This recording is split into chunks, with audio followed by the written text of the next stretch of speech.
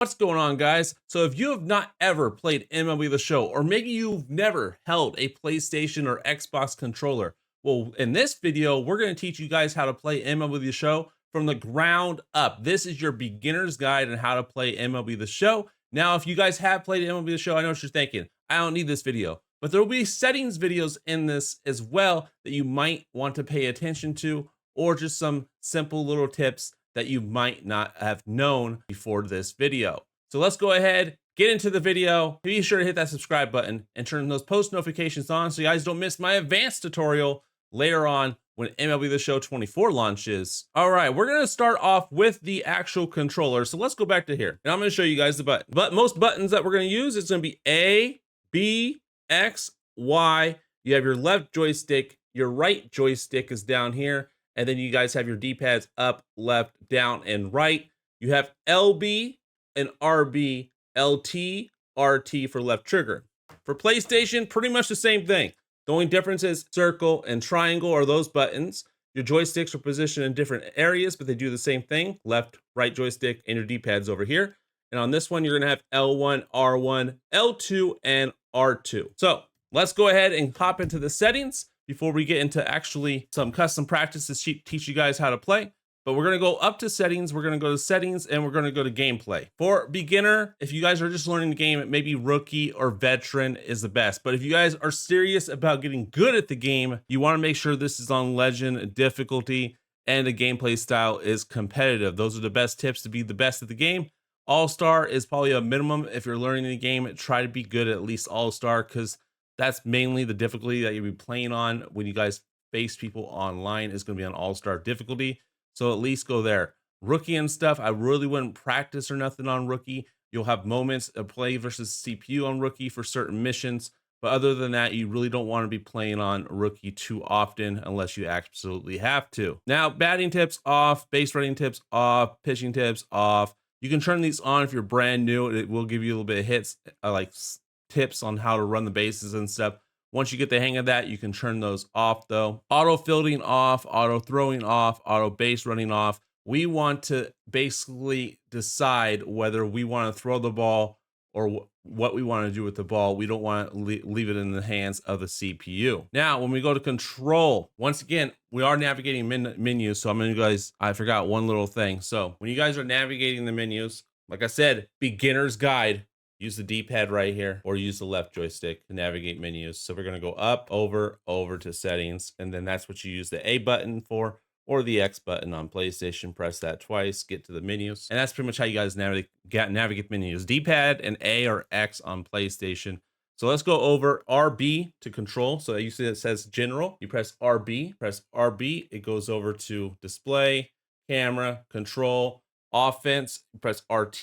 There you go. And RT would be R2 on PlayStation. RB would be R1 on PlayStation. Okay. So now we're over to the offense. Let's take a look at some of these settings. I'm going to basically make my camera a little bit smaller because you guys don't really need to see. But let's go ahead and look at these right here. PCI anchor, I like free. I'll explain that in custom practice why I like that. PCI anchor reset, batter, and dots on. PCI center is my bat PCI. That's what I have selected. Inner none, outer none, yellow for my color. And transparency, I like probably anywhere from 30 to like 50. The lower it is, the less you can see it. But technically, I like 30 most of the time. PCI fade out, inner and outer, even though I don't have an inner or outer. That's what I would fade out. So I just have the center at the end. Now we're going to go ahead and go to defense. Pitching interface, pinpoint. That's what we're going to be practicing here today. So make sure you're on pinpoint for this tutorial. And that is the best one to learn. The best and most accurate one to learn. That's the one you want to learn. It is, I wouldn't say it's the hardest. I think meter is technically harder to actually like be perfect on. I think pinpoint's easier to be perfect on once you get the used to it. Throwing interface, we want button accuracy. Once again, we want the control and accuracy in our control, not the CPU or player control. So we definitely wanted that in our user control. Drifting ball, 2 button for dive and jump. We got all that. Player lock, doesn't matter. We're not worried about that. Camera, strike zone high or strike zone 1. Regular strike zone 2 is okay. Strike zone or strike zone high is what you want to master. Pitching view, strike zone 3 is what I use. I like seeing from the batter's perspective, so we go with strike zone 3. In play view offense. High dynamic looks really cool though, but high, it's easier to tell if the ball is going to land in the outfield, so you keep running with your players. That's why I have it on high, because it's easier to tell when line drives are going to be caught or when they're not going to be caught. View on defense is medium. Doesn't really matter too much on that. Strike zones we got on. Off the raw ribbon is on, even though it doesn't work half the time this year. In fact, I don't think it worked at all this year. Ball's off the wall, but you know, it is what it is. Once again, make sure this is all set to at least Hall of Fame. We can go Hall of Fame for practice, I guess. Presentation, audio, video. I just turn commentary, most everything down besides sound effects. That's all I want to hear. I just want to hear the bats and stuff like that. So those are all the settings that you guys really need to know. And then now we're going to go down. Once again, use your D-pad to go down. D-pad's going to go down all the way to custom practice right here. And we're just going to practice with whatever team. So just go over to a team. Don't have to, you can select your favorite team if you want. It really does not matter at all. Because like I said, we're going to get right back into it and see what we can do here. And just teach you guys like the basics of batting, the basics of hitting. So we're going to go to batting first, because I think it is the most simple. First thing, go down here, press A on these. So the computer is only going to throw us strikes, because we want to just practice hitting. We don't want to practice our eye right now. But that's how you practice your eye and stuff. So now once we're in here, now obviously this might be a little bit tough for me, because I don't have the actual game. Go ahead and see what we can do here. Did I turn my hitting on right now? That's why I can't swing. I changed my hitting. I accidentally changed my hitting. That's crazy. Analog stride. No, we want buttons. Swing input, buttons, guys. Buttons. Make sure that it's on buttons. Otherwise, you're in trouble. All right. So for hitting, very simple. They can pitch all they want. We're not even going to practice that part. A. That's all you need to know. A. X is your power. Circle is your contact hitting. And Y is the bunt. But 99% of the time, you are going to be pressing A to hitting. Hitting with power makes your PCI even smaller. So basically, you see this PCI, it would be smaller once I hit with power. And like the feedback in the bottom left, as you guys can see in the bottom left, the feedback right there. So if I hit power, that's going to actually shrink and make it harder to make good contact on the ball. Contact makes it bigger. However, if you press circle or if you press B for contact or circle on PlayStation, that will make your PCI bigger, but at the same time, you're not going to get as much velocity on the ball. So it might be instead of a hard grounder that gets through the hole, it's going to be a slow grounder or a line drive like that that a defender can get to and make the play. With however, if you use contact or if you use normal swing, that ball's hit much harder and it can get through the field and infield and get you guys a hit. If you use power, there's more chance of making bad contact. If you make good contact with power, you'll get rewarded with higher velocity, higher like exit velocity. But at the same time, I rather not rely on having to get a perfect swing in order to make that happen, when I can just use a normal swing and get the same results, not give you better results by doing power. So use normal, guys. Use A or X on PlayStation and you should be good. All right, the next thing in here, as you guys can see my PCI, we're going to make that a little bit darker so you guys can see it a little bit better. So let's go ahead and do that PCI transparency. We're going to crank that up a little bit just so you guys can see. So with the left stick, as you guys see right here, with the left stick, you're going to move your PCI around, find the ball, and then swing. And then it's all about timing mechanism. Fastballs are going to come in faster, so you're going to have to time it. Normally there's like a 1, 2, 3 method. So you're like one, if it was a fastball. But also it depends on like when he starts his leg kick too. So different pitchers, different timing windows. But other than that, you're just following the baseball and trying to make that good contact. Obviously on Hall of Fame difficulty, it's going to be a little bit on Hall of Fame than it would be on like rookie, veteran, or all-star. But that's the gist. So that's how you guys hit. Running the bases, L1. So like L1 would like be advance, R1 would be go back. You could also use your left analog stick, point to first and tell him to go to second by pressing Y. Those are your bases too, home, first base. So home, first base, second base, third base. So if you press left, it would tell your first baseman, the person at first base, to go to second. But those are like more advanced tutorials, advanced base running, but there you go. There you go. You have it here. First. Now we're going to go to practice type. We're going to go to pitching. It does not matter what the hitter is. So now with the pitching, we have Kershaw on the mound. Not meaning to do that. I always do that. So those are your pitches. Like I said, you're going to use these buttons a lot. So you got A is my slider. So A is my slider. B is my fastball. Y is my curveball. And then X is my circle changeup. If he has a third pitch, it should be, I think, RB or R1 for your third pitch. I always forget, but I'm pretty sure it's RB because LB is to step off the mound.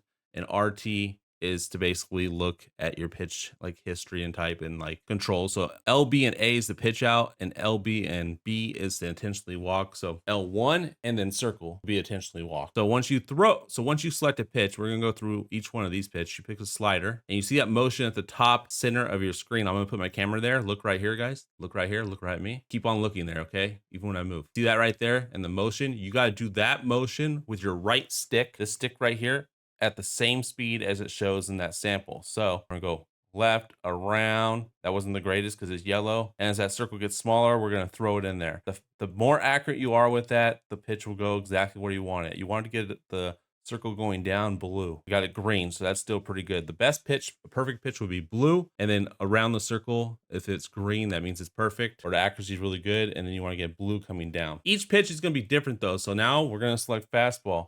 I want the fastball over here. So I go up, down, up, and then we gotta go back down. There's the blue. And that's, guys, how you pitch. It's really, really simple. Circle change up. This is a little bit more difficult one. So we gotta go up, around, not the best, and then we gotta go back down. Boom. Not the best, but as you guys see, you get the gist of it. It's a little bit harder to do while showing you guys.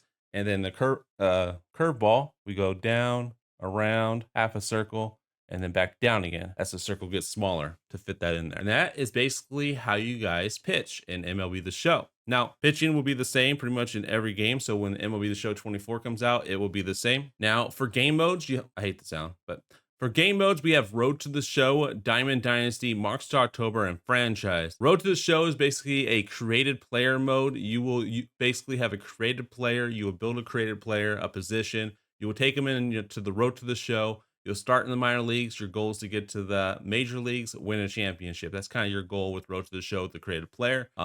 Diamond Dynasty, we'll hop into Diamond Dynasty so I can show you guys. In this game mode, you are building a dynasty squad, like an ultimate team. If you look at my squad, I'm gonna have legends on this squad like Mickey Mantle, but I'm also gonna have current players like Corey Seager, and they're gonna be from different teams. So you're just building the best possible squad that you want to use online, or maybe just your favorite players in the major leagues, your favorite players in the past and your favorite players now. Now, they might not have all the legends that you want to see, but they definitely do have quite a few. We got Chipper Jones, we got Mickey Mantle, we got Acuna, which is, he's today's legend. We got Corey Seager, stuff like that, Tel Marte, Joe Mauer, that's a good one. Randy Johnson, John Donaldson, Pedro Martinez, Corey Kluber, Nolan Ryan. We got them all. But basically, that's what you're going to do. So in Diamond Dynasty, they have single player modes called mini seasons, conquest, and showdown. So you just play against the computer, beat the computer for really good reward. Play these like conquest maps and conquer the maps. I have tutorials all over my YouTube channel to show you guys exactly how to beat conquest. Same with showdown, mini seasons, they have rewards. And then you complete these programs like season 6 program that we're on right now. You get a bunch of packs, free rewards, free cards, good stuff to go. So just by playing the game against the CPU, you'll have a god squad that you'll like to play online. And then when it comes to like playing online, you have ranked, battle royale, event. So events is more of a casual online. You just play and you get some packs and rewards for the event. It doesn't matter if you lose or whatever, as long as you like get these wins, eventually we get these rewards. Now with battle royale, you win 12 games in a row, you get something really, really nice, right? So battle royale rewards are a little bit different. So win streak rewards, we look at this. You get 12 wins, you get a 90 plus player. If you go 12-0, you get a BR flawless pack. So this one's more competitive because if you go 12-0, you get a Pacific prize for doing that. And then if you get 9 wins, you get a diamond. If you get 12 wins, you get a 90 plus diamond overall. And then they also have this program. So if you're not the greatest at BR, you can still do these programs, do these missions, and still get those flawless rewards. However, you only get one of them when you hit to, I believe, normally it would be this one right here. And then a bunch of 99 overall players. We're at the end of the year, so it has a bunch of like flawless rewinds, but typically at 100 stars is where you would get that flawless pack. And then they have ranked seasons, which is the same thing. However, with ranked seasons, it's basically a 9-inning game. Battle Royale is 3-inning game. So we view the program on here. And then if you get to 100 stars, you get a World Series pack. Or you get the World Series. So my current rating is 719. If I were to get to 900 for my rating, I get the World Series pack. So you can either get the 900 rating or finish that ranked program to get that World Series pack, or do both. And then you get 2 of those players in that pack.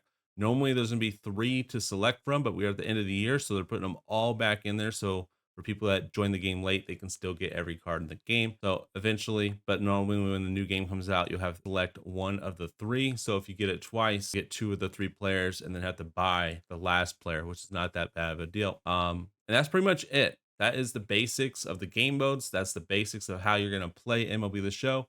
If you guys want more advanced tips, be sure to like, sure to subscribe, and turn notifications on so you guys get those tips. There's a lot of them on my channel already, so just scroll through my channel. You'll see a bunch of like advanced tips, advanced tutorials, and how to beat conquests, something like that. Or just drop them in the comments down below for specific videos that you guys want to see, and I will make them for you for MLB The Show 24. Thank you guys for watching this video. I'll see you guys in the next one. Have a good one.